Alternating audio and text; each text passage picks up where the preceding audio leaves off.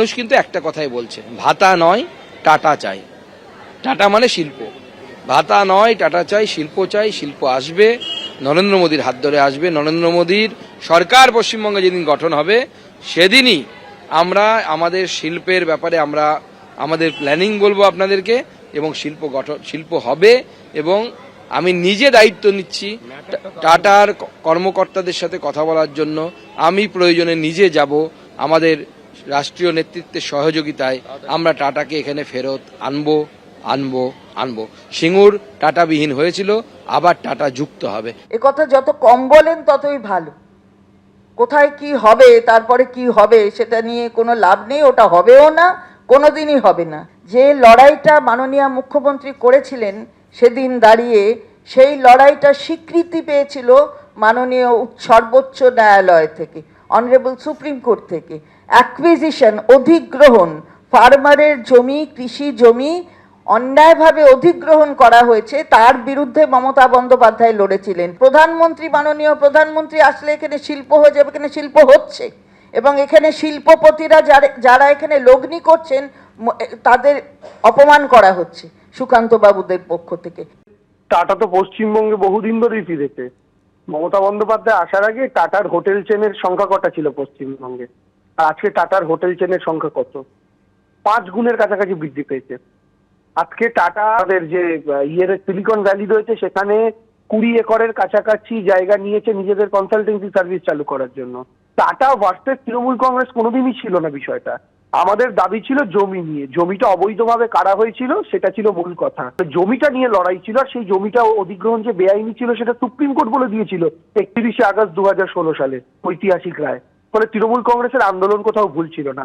তার মানে এটা নয় তৃণমূল কংগ্রেস টাটার বিরোধী ছিল, তৃণমূল কংগ্রেস সিপিএম এর এই নীতির বিরোধী ছিল। বরং পরবর্তীকালে বাংলায় বন্ধ, হরতাল, চাক্কা জ্যামের রাজনীতি বন্ধ হওয়ার পর এই টাটারই প্রচুর সেক্টর পশ্চিমবঙ্গে বিনিয়োগ 8 থেকে 10 গুণের ওপর বানিয়েছে।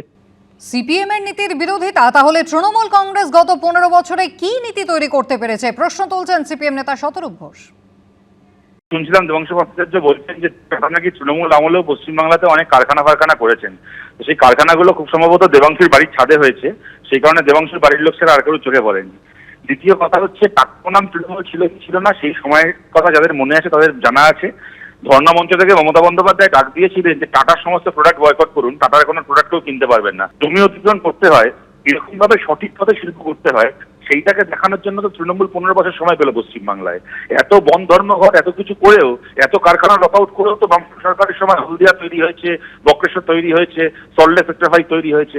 তৃণমূল আমলে এত ভালো 15 বছরে একটা হলদিয়া আর একটা বক্রেশ্বর, সল্টলে সেক্টর 5 এর পরে একটা সেক্টর 6 সেক্টর 7 তৈরি করতে পারলো না কেন? টাটারা চলে যাওয়ার 18 বছর পর আগামী 18 তারিখ প্রধানমন্ত্রী সভা করতে আসছেন সিঙ্গুরে। সেখানকার মানুষজন অপেক্ষায় রয়েছেন শিল্পায়ন নিয়ে প্রধানমন্ত্রী কি বার্তা দেন। আর তার আগে ইতিমধ্যে বঙ্গ রাজনীতি কিন্তু একেবারে উত্তপ্ত হয়ে উঠেছে। অধীর রঞ্জন চৌধুরী এই মুহূর্তে রয়েছেন আমাদের সঙ্গে টেলিফোন লাইনে। অধীরবাবু, সুকান্ত মজুমদার আজকে গিয়েছেন সিঙ্গুরে পরিদর্শন করতে, এলাকা প্রস্তুতি খতিয়ে দেখতে। আর সেখানে গিয়ে তিনি বলছেন ক্ষমতায় এলে টাটাদের তারা ফেরাবেনি। অন্যদিকে দেবাংশু ভট্টাচার্য তিনি বলছেন তৃণমূলের সঙ্গে টাটার কিন্তু কোনো বিরোধিতা নেই, বরং মমতা বন্দ্যোপাধ্যায় ক্ষমতায় আসার পর এ রাজ্যে টাটাদের বিনিয়োগ বেড়েছে কয়েক গুণ।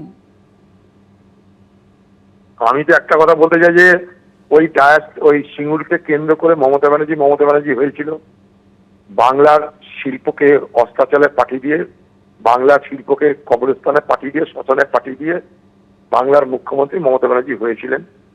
সেদিনও কিন্তু সিঙ্গুরের জমি ফেরতের জন্য মমতা ব্যানার্জি কিন্তু কোর্টে কোনো আন্দোলন করেননি বা আইনি কোনো আন্দোলন করেননি, তিনি কিন্তু রাজনীতিটা করেছিলেন। মানুষ তখনও ভরসা পেয়েছিল যে দিদি ক্ষমতায় এলে সিঙ্গুরে কিছু হবে। কিন্তু দিদি ক্ষমতায় আসার পর সেই সিঙ্গুরের টাটা থেকে তাড়ানোর আনন্দিত হয়ে সিঙ্গুর দিবস পালন করলেন, এবং তারপর সরকারি কোষাগার থেকে 700 থেকে 800 কোটি টাকা খরচ করে টাটাদের তৈরি কারখানাটাকে ভেঙে মাটিতে গুঁড়িয়ে দেওয়ার ব্যবস্থা করলেন।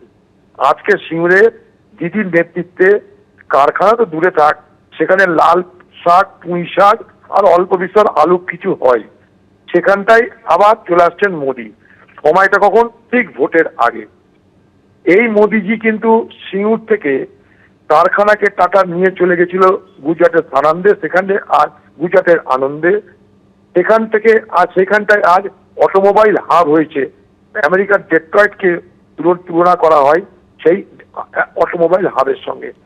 আবার এতদিন পর তার মনে পড়লো দুবারের তিনবারের প্রধানমন্ত্রী হওয়ার পর যে চলো এবার সিঙ্গুরে গিয়ে একটা শিল্প স্থাপন করি।